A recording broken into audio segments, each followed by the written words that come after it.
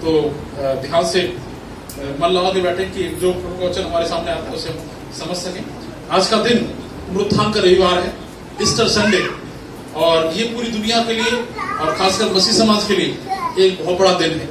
हम कहते हैं आज का दिन यहोवा ने बनाया है ना, जिसमें हम क्या करें, आनंदित हो।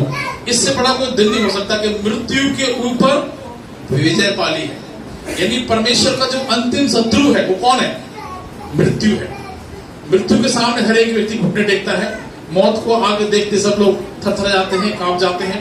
कोई मरना नहीं चाहता, भले ही कितना ही बुजुर्ग हो जाए, कुछ भी हो जाए, लेकिन वो मरना पसंद नहीं करता। मृत्यु एक भयंकर पीड़ा है, भयंकर एक दर्द है, भयंकर एक समस्या है, जिसका समाधान हमारे प्रभु यीशु मसीह ने कर दिया है। क्योंकि वचन बोलता है रोमियो की पत्री और उसका 8 अध्याय में, और लिखा हुआ है जो मसीह में है, जो मसीह में है उन पर दंड की आज्ञा नहीं है। क्योंकि पाप की मजदूरी मृत्यु है।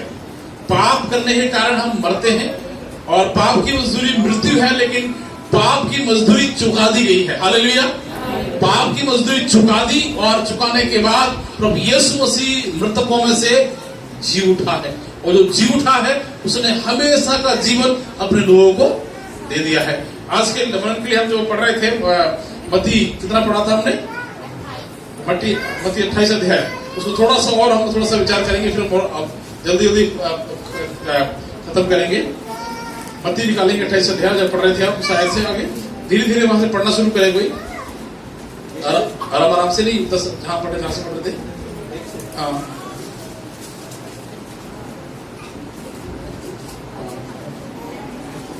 28 और उसका पहले ऐसे पढ़ना। सप्ताह के दिन के बाद सप्ताह के पहले दिन, सप्ताह के दिन के बाद सप्ताह का पहले दिन। सप्ताह का दिन कब था, शनिवार का दिन। पहले इजराइल यहूदी शनिवार को आराधना करते थे, और उस दिन सिर्फ आराम किया जाता था। इसीलिए आप देखेंगे जितनी भी एमएनसी हैं, जितने भी हमारे भारत सरकार के भी बड़े दफ्तर हैं, वो सैटरडे संडे 2 दिन छुट्टी रखते हैं, क्योंकि शनिवार का दिन सिर्फ आराम का दिन होता था। लेकिन सब्त के दिन से भी बड़ा दिन कौन सा हो गया है, अब सप्ताह का पहला दिन, पुनरुत्थान का दिन, यानी सब्त का दिन जो बड़ा माना जाता था, उसकी लोग पूजा करते थे, उस दिन को विशेष महत्व मिलता था। लेकिन यीशु मसीह ने उस दिन को बदल के क्या कर दिया, पुनरुत्थान का रविवार, जी उठने का रविवार। आज पूरी दुनिया संडे के दिन क्या करती है, सेलिब्रेशन करती है। चर्च में आना एक सेलिब्रेशन है, आनंद मनाने वाली बात है। आप परसों ने गुड फ्राइडे बनाया, क्रूस से 7 बाणियां सुनी, है ना, जो प्रभु ने हमारे लिए किया, जो कुछ बोला देखा हमने। कल शनिवार को साइलेंट सैटरडे, यानी वो एकदम से गुमसुम सैटरडे, उस दिन कुछ नहीं हुआ क्योंकि आराम का दिन था। लेकिन रविवार की भोर को लिखा हुआ सप्ताह के पहले दिन रविवार को क्या हुआ, पढ़िए। सब्त के दिन पहले सप्ताह के पहले दिन पौ फटते ही आज हम पौ फटते ही गए थे। आज अंधेरे में ही हम पूछते उधर पहुंच गए, कोई उठता नहीं है। यदि आपको चर्च में 9 बजे बुलाया जाता तो 9-10 बजे आएंगे, लेकिन आज प्रत्येक जन हमारे उठने से पहले लोग उठ के यहाँ पे आ गए। मतलब 5 बजे यहाँ पे भीड़ इकट्ठी हो गई, हम कैंडल लिए और लोग किसी के लिए कोई अंडे बॉयल करके ले गया, कोई बिस्किट ले गया, कोई चाय लेके गया, और हम यहाँ से गाना गाते हुए पूछते कि वहां का पौ फटते ही कहाँ पहुंच गए, ये कब्रिस्तान नहीं है। लेकिन वो लोग, यीशु मसीह जब कब्र में रखा गया था, वहीं पर वो लोग पहुंच गए। सप्ताह के पहले दिन पौ फटते ही सुबह ही पहुंच गए। और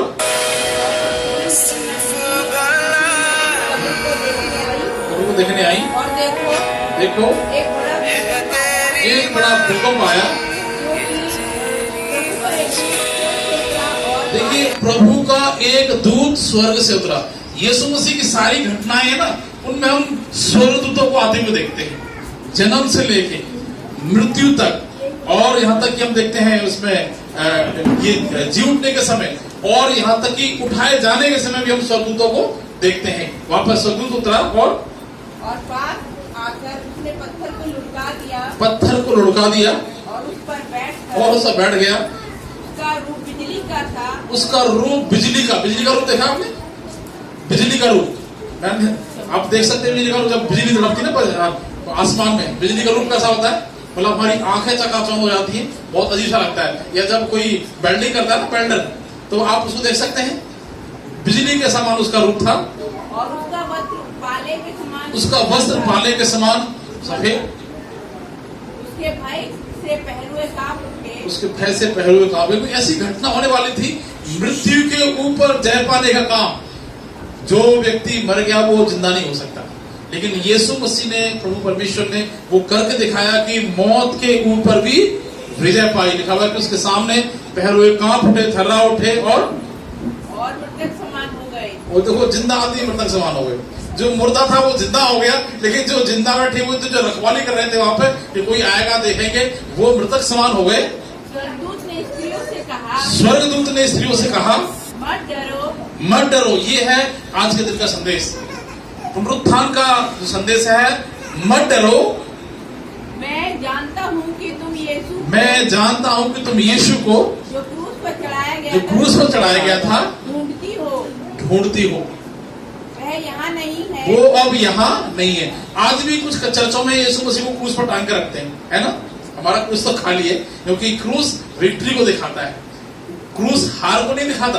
यदि आप टांग के रखे हुए तो हारा हुआ दिख सकता है कि उस पर यीशु मसीह आज लटका हुआ है, लेकिन यीशु मसीह अब ना तो क्रूस पर है, ना ही कब्र में है, वो अपने वचन के अनुसार जी उठा है, और परंतु अपने वचन के अनुसार जी उठा है। अपने वचन के अनुसार, पहले से ही ये योजना थी, पहले से ही ये परमेश्वर ने बोल रखा था, ये पहले से हो चुका था कि एक परमेश्वर का जन्म, परमेश्वर का बेटा आएगा, दुख उठाएगा, मारा जाएगा, गाड़ा जाएगा, और अपने वचन के अनुसार वो जी उठेगा। ये पहले से अपने चेलों को प्रभु ने बता दिया था, फिर भी उनके समझ में नहीं आया था। और आओ यह स्थान देखो, ये देखो, अब कौन बोल रहे हैं वो शब्द, ये स्थान देखो जहाँ प्रभु पड़ा था, जहाँ पे प्रभु पड़ा था, और शीघ्र जाकर उसके चेलों से कहो, शीघ्र जाकर चेलों से कहो कि वह मृतकों में से जी उठा, वो मृतकों में से जी उठा है। बस यही देखेंगे। यहाँ पे हम देखते हैं कि ये घटना है, पूरा मैं बताने की कोशिश करा, लेकिन हम देखेंगे इसका हमारे जीवन में क्या असर है पुनरुत्थान का। एक आपको कहानी बताता हूँ जो यीशु मसीह ने दृष्टांत दिया, लूका 15 अध्याय में 11 से 24 तक। हम सब जानते हैं, वो जो बाइबल पढ़ते हैं, वहां पर एक उड़ाऊ पुत्र का दृष्टांत है। उड़ाऊ पुत्र समझते हैं? उड़ाऊ जो उड़ा देता है, मतलब जो बिगड़ गया, जो हाथ से निकल गया, बोलते हैं उड़ाऊ पुत्र। यहाँ पर वहां पर हम देखते हैं कि एक पुत्र है, बल्कि दो पुत्र हैं। दोनों पुत्र, पिता दोनों पुत्रों से प्यार करता है, लेकिन एक पुत्र है जो पिता के अधीनता में है। एक पुत्र क्या करता है, बाप से बलवा करके, बाप के खिलाफ पाप करके, बाप का सारा धन संपत्ति लेकर, और वो अपनी मौज मस्ती के लिए, अपनी इच्छा पूरी करने के लिए वो निकल जाता है। हम सब ने देखा है कि एक बेटा जो बाप का प्यारा था, बाप का सारा अधिकार उसके जीवन में था, बाप की सारी संपत्ति का मालिकाना हक उसके पास था, वो एंजॉय करता था, लेकिन उसने क्या किया, वो अपनी मर्जी पूरी करने के लिए वो पिता को छोड़ के चला गया। और कुछ दिन वो एंजॉय करता रहा, लेकिन लिखा हुआ है कि उसके पैसे खत्म हो गए। पैसे खत्म हो गए तो दोस्तों ने भी लात मार को से निकाल दिया, भाई तू किसी काम का बचा नहीं है, अब तू बेकार है। और जब उसे कुछ जरिया नजर नहीं आया तो नौकरी ढूंढने लगा। नौकरी ढूंढते ढूंढते उसे नौकरी किसकी मिली, हम देखते हैं कि उसे सूअर चराने की नौकरी मिलती है, और सूअर चराने लगता है। और क्या करता है, वो खाना क्या खाता है, जो सूअर खाते हुए खाना भी खाता है। और ये एक मृतक व्यक्ति को दिखाता है जो आत्मिक रूप से मर गया है। वो महिमा में घर में रहता था, उसका बाप बहुत अच्छा था, उसका भाई था, उसका परिवार था, उसकी मेज पर बहुत व्यंजन लगते थे और बहुत आलीशान जिंदगी जी रहा था, लेकिन वो अपनी मर्जी पूरी करने के लिए बाप से रिश्ता नाता तोड़ के वो घर छोड़ के चला गया। और वो एक ऐसे मृतक के समान हो गया, एक आलीशान जिंदगी जीने वाला, सूअरों में रहता है, सूअरों को खाना खाता है, सूअरों को देखभाल करता है, सूअर बन गया है वो, मतलब मर गया है वो, मृतक अवस्था में, क्योंकि उसका वजूद खत्म हो गया है। लेकिन वहां पर हम एक काम देखते हैं, वहां पर एक काम देखते हैं कि वो अचानक होश में आ जाता है। एक मरा हुआ व्यक्ति अचानक होश में आ जाता है और उसे ध्यान आता है, और ये मेरा बाप तो इतना अच्छा था, मेरा बाप तो मुझसे प्यार करता था, मेरे बाप के घर में तो इतनी अच्छी मेज लगाई जाती है, वहां इतने कर्मचारी लोग हैं, हमारे आगे पीछे घूमते हैं, इतना अच्छा खाना मिलता है, सारी सुविधा वहां पर थी, लेकिन मैंने अपनी मर्जी पूरी करने के लिए बाप से रिश्ता तोड़ दिया है। और वो वहां पर पछताता है, प्रायश्चित करता है और एक डिसीजन लेता है, अब मैं अपने बाप के पास वापस जाऊंगा और उससे कहूंगा कि मैं आपका बेटा कहलाने के अब योग्य नहीं रहा। वहां पर एक फैसला लेता है और वो वापस आने के लिए प्लान करता है, और वो बहुत दिन के बाद सफर करते हुए बाप के पास पहुंचने का कोशिश करता है। इससे पहले कि वो बाप के पास पहुंचे, हम वचन में देखते हैं कि बाप पहले से दौड़ के अपने उस बच्चे को गले लगाता है और अपने घर में वो अनाउंसमेंट करता है, अपने नौकरों से बोलता है, मेरा बेटा मर गया था, अब वो जिंदा हो गया है, वो खो गया था, वो मुझे वापस मिल गया है। ये दिखाता है कि एक आत्मिक पुनरुत्थान को दिखाता है। जरूरी नहीं है हम शारीरिक रूप से मरे हुए हों, हम आत्मिक रूप से मरे हुए हो सकते हैं। जरूरी है कि जब हमारी सांस बंद होगी तभी हम मरेंगे, हमारी सांस चलते चलते भी हम मर सकते हैं। जो व्यक्ति पापी जीवन जी रहा है, जो व्यभिचार कर रहा है, सारी गंदगी का जीवन जीता है, चोरी और तमाम जो अधर्म है, जो परमेश्वर के खिलाफ है, परमेश्वर की शान के खिलाफ है, जो हम कर रहे हैं, वो व्यक्ति जिंदा नहीं है। जिंदा आदमी पाप नहीं करता। यदि आप धर्मी हैं, आपके अंदर पवित्र आत्मा है, आपने उद्धार पाया है, मुक्ति पाई है, तो आप पाप करने से घबराएंगे और डरेंगे। लेकिन यदि आपके अंदर जॉय जीवन नहीं है, आपके अंदर पवित्र आत्मा का जीवन नहीं है, तो आप जैसे वो उड़ाऊ पुत्र चला गया था, पूरा एंजॉय कर रहा था सूरों के साथ रहना। मतलब एक आप में से कोई व्यक्ति ऐसा कर सकता है, क्योंकि हमारे अंदर क्या है, जीवन है, हम जिंदा इंसान है, हम सूरों के साथ। वो आदमी आत्मिक रूप से मर गया था, लेकिन जब वो वापस आया तो पिता ने बोला कि मेरा बेटा मर गया था, और वो क्या हो गया है, जिंदा हो गया है। और उसे फिर से उसे अपनाया, और उसे फिर से वही जीवन, वही रुतबा, वही शान, वही सम्मान, सब कुछ तो पिता ने वैसे ही उसे वापस कर दिया। ये हमारे पुनरुत्थान को दिखाता। कुछ आयत है, फटाफट से देखेंगे हम। ये आपने कहा यूहन्ना 5:24 पढ़े फटाफट से, जल्दी से। 5:24।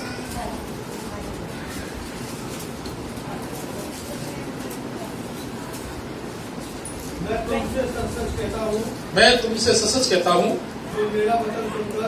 जो मेरा वचन सुनकर जो मेरे भेजने वाले की प्रतीति करता है, अनंत जीवन। अनंत को समझते हैं, एक ऐसा जीवन जिसकी कोई अंत नहीं होगा।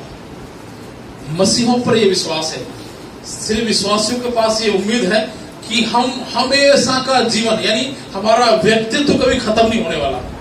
हम जिस व्यक्तित्व में आए हैं, जिस पर्सनैलिटी में हम हैं, ये अनंत काल के लिए, क्योंकि प्रभु ने हमें अनंत काल के लिए सृजा है। और यही बात यहाँ पे प्रभु बोलते हैं, क्या बोलते हैं, दोबारा पढ़ना, मैं तुमसे सच कहता हूँ।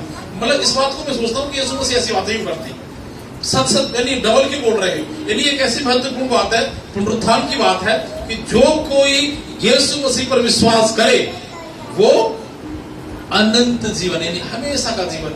यीशु मसीह आया, मारा गया, गाड़ा गया और जी उठा, कितने दिन के लिए, हमेशा के लिए। वैसे ही जो यीशु मसीह पर विश्वास करता है वो अनंत जीवन पाता है। और एक आयत और पढ़ेंगे, रोमियो 8:10 पढ़ लीजिए जल्दी से। रोमियो 8:10। और यदि मसीह तुम में है, और यदि मसीह तुम में है, तो देह पाप के कारण मरी हुई है, देह पाप के कारण मरी हुई है, परंतु आत्मा धर्म के कारण जीवित है। परंतु आत्मा जीवित है। दोबारा से पढ़ना शुरू से। यदि मसीह तुम में है, यदि मसीह तुम में है, तो देह पाप तो के कारण, ध्यान, यदि मसीह तुम में है, तो देह पाप के कारण देह पाप के कारण मरी हुई है। मरी हुई है। यदि मसीह आपके अंदर है, तो ये देह है ना, ये पाप के लिए खत्म। यदि आप मसीह आपके अंदर है, तो यदि मसीह अंदर नहीं है तो कुछ और हो सकता है। यदि मसीहत आपके अंदर है, यीशु मसीह आपके अंदर है, पवित्र आत्मा आपके अंदर है, तो आपकी देह पाप के लिए, क्योंकि मरा हुआ आदमी कुछ कर नहीं सकता है ना। जैसे वो लड़का जब सूअरों के झुंड में रहता था, सूअर का साथ खा रहा था, तो उसकी हिम्मत नहीं हो रही थी कि मैं जाके पिताजी से कुछ बात करूं, पिताजी से मिल, क्योंकि वो खत्म था, वो उसकी हिम्मत नहीं हो रही थी। उसने पश्चाताप किया, तब वो वापस आया। यदि हम मसीह में हैं तो दोबारा पढ़ना से, यदि मसीह तुम में है, यदि मसीह तुम में है, तो देह पाप के कारण मरी तो ये हुई है, देह पाप के कारण मरी हुई है, परंतु आत्मा धर्म के कारण जीवित है। धर्म के कारण जीवित है। धर्म कौन? यीशु मसीह के कारण आत्मा जीवित है। इसकी पहली आयत में लिखा हुआ है, अब उन पर जो मसीह में है, उन पर दंड की आज्ञा नहीं है। क्यों नहीं है? क्योंकि वे शरीर के अनुसार नहीं, वरन आत्मा, शरीर के अनुसार नहीं। क्योंकि शरीर क्या हो गया है, वो खत्म है। हम जिसके अंदर मसीह है वो पाप के लिए मर गया है और धार्मिकता के लिए जीवन जीता है। पुनरुत्थान का मतलब ये है, यीशु मसीह के जी उठने का मतलब ये है कि हमारा पुराना जीवन अब हम समाप्त कर दें। आज जिन लोगों ने बपतिस्मा लिया, मैंने यही समझाया कि आज जब आपने पानी में से निकले हैं तो आप एक दिन के बच्चे हैं, आप निष्कलंक हैं, आप बिल्कुल ऐसे हैं जो जिसने कभी पाप नहीं किया, जिसने कभी गुनाह नहीं किया। अब से आप वैसे ही जीवन जियो, क्योंकि बाइबल बोलती है जो मसीह में है वो क्या है, एक नई सृष्टि है। यीशु मसीह जब मारा जा रहा था, यीशु तड़प रहे थे, यीशु के दर्द भी हो रहा था, यीशु लहूलुहान थे, यीशु के बहुत पीड़ा का अनुभव यीशु मसीह ने किया। लेकिन जब यीशु मसीह जी उठा तो उसे पीड़ा का अनुभव हुआ होगा, है जी? यीशु मसीह जब जी उठा, क्या उसके दर्द हो रहा होगा? उसके हाथ में छेद था, कहते हैं थोमा से बोला कि इसमें उंगली डाल के देख ले। पुनरुत्थान पाए हुए यीशु मसीह के फिर दर्द नहीं होता, क्योंकि वो पाप के लिए, हमारे पाप के लिए, सदैव के लिए वो दर्द वाला शरीर यीशु मसीह ने क्रूस पर चढ़ा दिया और वो कब्र में रखा गया। लेकिन जब फिर से वो जब जी उठा तो वो पुनरुत्थान पाए हुए यीशु मसीह था। वो कैसा था? वो महिमामय यीशु मसीह था। वैसे ही हम भी जो मसीह में है वो एक नई सृष्टि है। पुरानी बातें बीत गई, मालिक हमें देखो सब कुछ नया हो गया। अब यीशु मसीह वैसा नहीं है, यीशु मसीह सामर्थ्य रूप में है। यदि आप उसमें देखें, क्या कहते हैं, प्रकाशित वाक्य की पुस्तक में आइए, वहां पे कुछ बातों को थोड़ा सा देखेंगे। प्रकाशित वाक्य और उसका 1 अध्याय,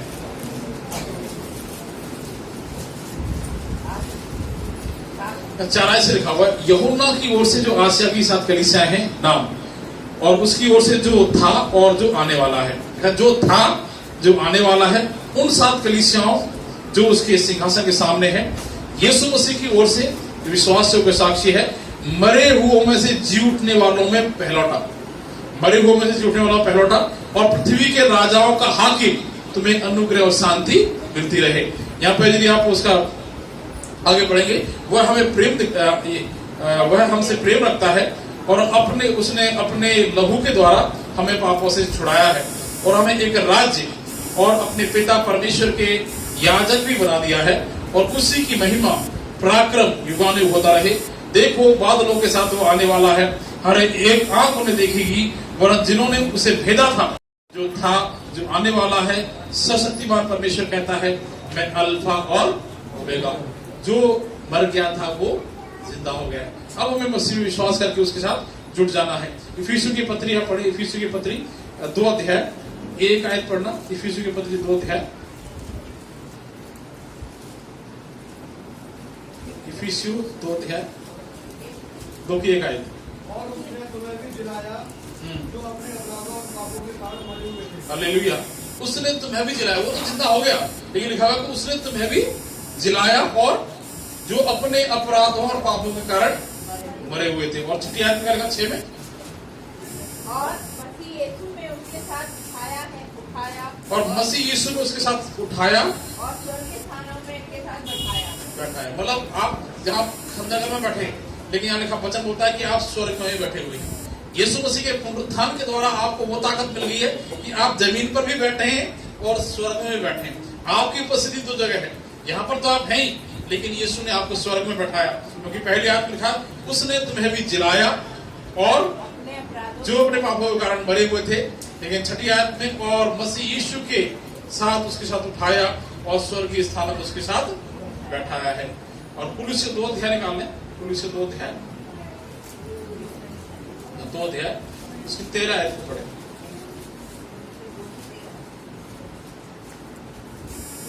तुम्हें भी जो अपने अपराधों और अपने शरीर की खतना रहित दशा में मुर्दा थे उसके साथ जिलाया और हमारे सब अपराधों को क्षमा किया। हालेलुया।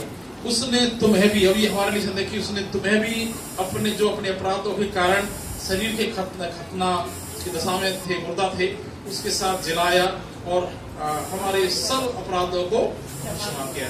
मतलब आगे पीछे के, चाहे भूत या भविष्य या वर्तमान के जितने गुनाह आपने किए थे, वो सारे अपराधों को मिटा के प्रभु ने हमें अनंत जीवन में प्रवेश दिला दिया है। इसकी 3 अध्याय की 1 आयत पढ़े, कुलुस्सी 3 की 1 आयत। अतः जब तुम मसीह के साथ जिलाए गए तो स्वर्गीय वस्तु की खोज में रहो, जहाँ मसीह विद्यमान है और परमेश्वर के दाहिने ओर बैठा है। हालेलुया। अब जबकि मसीह के साथ तुम जिलाए गए, मतलब जिंदा हो चुके हैं, बार जिंदा नहीं होंगे, हम जिंदा हो चुके हैं। जिसने यीशु मसीह पर विश्वास किया है वो जी उठा है। जैसे मैंने बताया, आत्मिक पुनरुत्थान आपका हो चुका है। शरीर का पुनरुत्थान कब होगा? जब यीशु मसीह आएगा। आत्मिक पुनरुत्थान हम पा चुके हैं। आत्मिक पुनरुत्थान की हम इंतजार न करें। आत्मिक पुनरुत्थान जब, जैसे ही आप यीशु मसीह पर विश्वास करते हैं, बपतिस्मा के द्वारा आप प्रभु की गवाही देते हैं, जैसे ही आपके जीवन में प्रभु यीशु मसीह आते हैं, आपका आत्मिक पुनरुत्थान होके आपकी पहुंच स्वर्ग तक है। इसीलिए वचन बोलता है, इस जमीन पर बांधोगे तो स्वर्ग में बंधेगा, जमीन पर खोलोगे तो स्वर्ग में खुलेगा। यानी आप आत्मिक रूप से पुनरुत्थान पा चुके हैं। बस एक पुनरुत्थान रह गया है, वो है शरीर का पुनरुत्थान। वो कब होगा? जब यीशु मसीह का आगमन होगा। तो सबसे पहले वे जो मुर्दे कब्र में रखे हुए हैं, पहले वो अविनाशी दिशा में जी उठेंगे। जो कब्र में रखे हुए हैं वो अविनाशी दिशा में जी उठेंगे, और जो जीवित है लिखा हुआ है कि मरे हुओं से कदापि आगे नहीं बढ़ेंगे। लिखा हुआ है कि उसके पीछे पीछे हम जो जीवित हैं, लिखा हुआ है हम भी ग्लोरीफाई होके, महिमामय होके एकदम हल्के हो जाएंगे, और हम भी बादलों पर प्रभु के साथ आए जाएंगे। और उस समय हमारा पुनरुत्थान होगा। हमसे पहले किसका होगा? जो सोए हुए हैं, क्योंकि आत्मिक पुनरुत्थान हम पा चुके हैं। शारीरिक पुनरुत्थान कब होगा? जब तुरही फूकी जाएगी। लिखा हुआ जब रैप्चर होगा, जब प्रभु यीशु मसीह का आगमन होगा, क्योंकि वो शीघ्र आने वाला है। हमने प्रकाशित वाक्य की पुस्तक पढ़ा कि वो मर गया था, वो युगान युग अब जीविता है। वो कहता मैं मर गया था और आप देखो मैं सदा के लिए जीवित हूँ। तो अब जब आपने यीशु पर विश्वास किया है, इसे लिखा अतः अब जबकि यीशु के साथ तुम जिलाए गए, अतः जब तुम मसीह के साथ जिलाए गए तो स्वर्गीय वस्तुओं की खोज में रहो। हम किसी खोज में रहते हैं? जी, अंडा मछली की खोज में रहते हैं, संसार की खोज में। वो शरीर के लिए कुछ चीज चाहिए, लेकिन हम ऐसी परमानेंट वस्तु की खोज में रहें जो सदा की है, जो कभी हमसे छीनी नहीं जाएंगी। अतः जब तुम मसीह में जिलाए गए हो तो स्वर्गीय वस्तुओं की खोज में रहो, जहां मसीह विद्वान है और परमेश्वर के दाहिने बैठा है। जहां पर प्रभु बैठा है, प्रभु ने हमें वहां पर खींच के रखा गया है, क्योंकि आत्मिक पुनरुत्थान हम पा चुके हैं। उसके लिए हम प्रयास नहीं कर रहे, उसमें सिर्फ हम दिन प्रतिदिन नए होते चले जाते हैं, उसके अनुग्रह में बढ़ते चले जाते हैं। एक दिन आएगा, लिखा हुआ है यीशु मसीह बादलों पर आएंगे, तुरही फूंकी जाएगी, और उस समय हमारा जो दीनहीन दिशा में जो है, इसका भी पुनरुत्थान हो जाएगा। हमारा दर्द खत्म हो जाएगा, हमारा दांत का दर्द भी खत्म हो जाएगा। हालेलुया। दांत का दर्द भी खत्म, दांत का दर्द कल मेरे हो रहा था, आज भी थोड़ा हो रहा है, ये भी खत्म हो जाएगा, क्योंकि जब यीशु मसीह आएगा सारे दर्द सारी पीड़ाएं खत्म हो जाएंगी, और हम प्रभु के साथ बादलों में आ जाएंगे। पुनरुत्थान का फायदा उसी को है जिसका आत्मिक पुनरुत्थान हो गया है। आत्मिक पुनरुत्थान नहीं हुआ तो शारीरिक पुनरुत्थान भी नहीं हुआ। हमें पहले आत्मिक पुनरुत्थान की जरूरत है ना। मैं आपको एक घटना बताता हूँ। एक व्यक्ति यीशु मसीह के पास लाया गया, झोले का मारा हुआ था। झोला तो थैले का मारा हुआ नहीं था, झोला समझ, झोला वो वाला झोला नहीं, एक बीमारी होती है झोले का मारा हुआ, पैरालाइज। और उसे चार लोग उसे उठा के लाए यीशु मसीह के पास। जगह नहीं मिली तो छत तोड़ दी, लेटर नहीं थे उस समय, खपरेल का घर होगा, और यीशु के सामने उतार दिया। तो यीशु मसीह ने वहां पे क्या होना चाहिए था? क्या के लिए आया था वो? हम डॉक्टर के पास गए हैं, है ना, मेरे दांत में दर्द हो रहा है, मैं डॉक्टर के पास गया।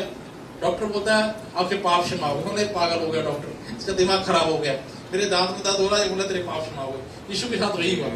वहां पे लोग क्या कह रहे हैं लोग? यीशु ने बोला तेरे पाप क्षमा हो गए। लोग बाहर होता है, देख रहे हैं यीशु की तरफ, ये क्या बोलता है? परमेश्वर को छोड़ के कौन गुनाह माफ कर सकता है? यीशु ने बोला ए बेटे, ए मेरे पुत्र, तेरे पाप क्षमा हुए। तो लोग बुदबुदाने लगे। फिर यीशु ने बोला भाई आसान क्या है, बहुत सिंपल क्या है, इससे ये कहूं कि तेरे पाप क्षमा हुए, या इससे ये कहूं उठ और अपनी खाट उठा के चल फिर। यहाँ पे दो मीनिंग है। प्रभु ने यहाँ पे सबसे पहले उसका आत्मिक चंगाई प्रदान की। उसको आत्मिक चंगाई आएगी तो शारीरिक चंगाई पीछे पीछे चल के आ जाती है। हम भौतिक चंगाई चाहते हैं लेकिन आत्मा में सड़े हुए पड़े रहते हैं। हमें पहले आत्मा में चंगाई होने की जरूरत है। और लिखा हुआ जैसे यीशु ने बोला उठ और अपनी खाट उठा के चल, लिखा हुआ कि वो तुरंत उठा और अपनी को चार लोग उठा के लाए थे और अपनी खाट उठा के वहां से वो ऐसे ही निकल गया। वैसे ही प्रभु करते हैं। हमें आत्मिक यदि अभी तक नहीं हुआ है तो आत्मिक पुनरुत्थान, क्योंकि जो व्यक्ति पाप करता है ना वो आत्मा में मरा हुआ है, क्योंकि वो मरा हुआ है। मरा हुआ व्यक्ति क्या करता है? पतित जीवन जीता है। लेकिन जब आप जिंदा हो जाएंगे तो आप फिर पतित अवस्था में नहीं जिएंगे। एक विश्वासी जो होता है, जिससे कोई गलती हो जाती है ना, हमसे कोई गलती हो जाती है, उस गलती को लेकर हम परेशान हो जाते हैं।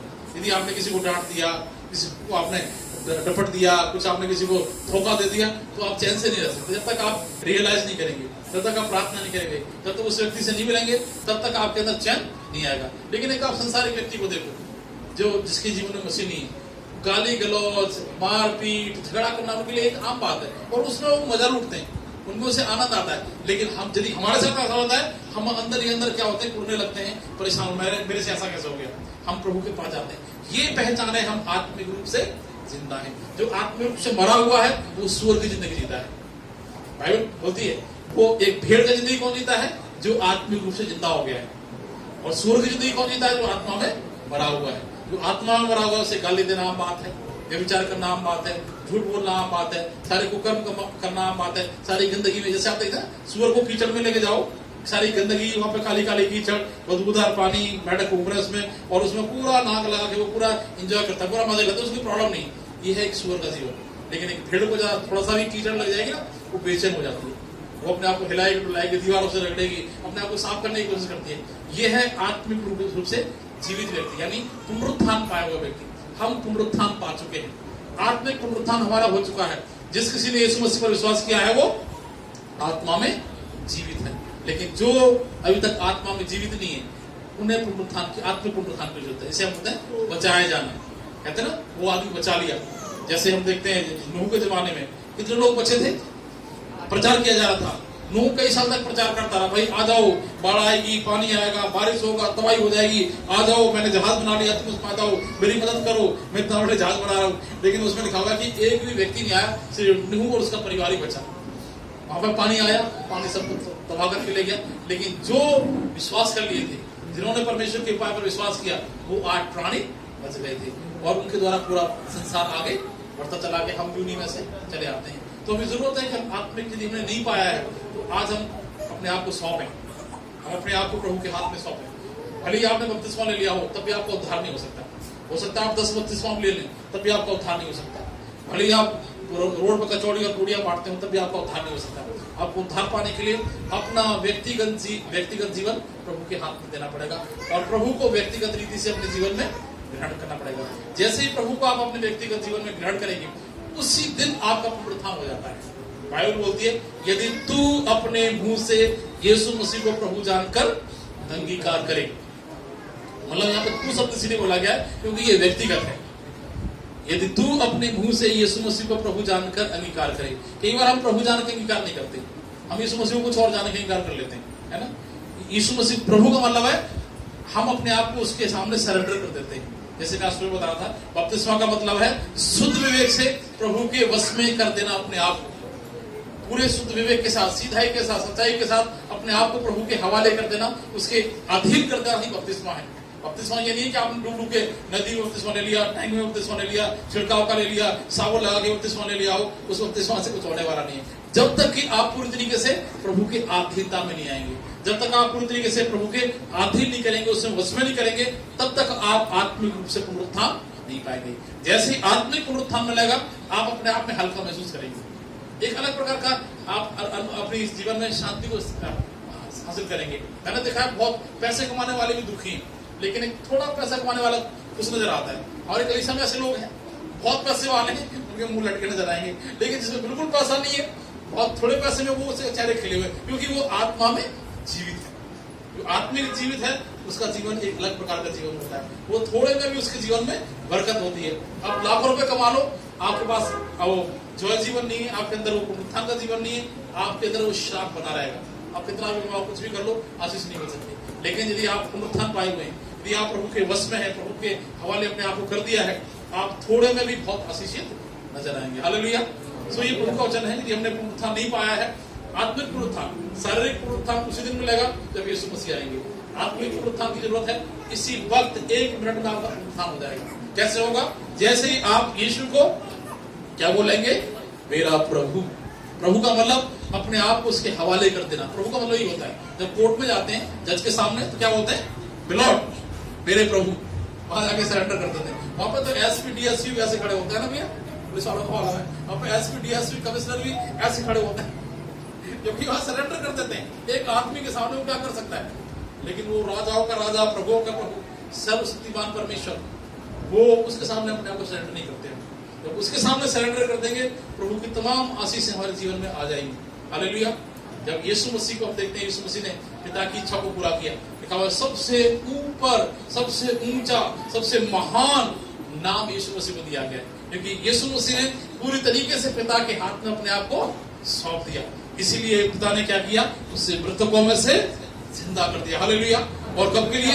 सदा के लिए जिंदा कर दिया। और जो कोई उस यीशु मसीह पर विश्वास करता है, वो भी सदा के लिए जीवित हो जाता है। इसीलिए जो मसीह में है, लिखा हुआ वो कभी नहीं मरेगा। यदि मर भी जाएगा, लिखा हुआ है पुनरुत्थान के दिन वो फिर से सो हमें आत्मिक पुनरुत्थान की जरूरत है। आत्मिक पुनरुत्थान मिलेगा तभी शारीरिक पुनरुत्थान मिलेगा।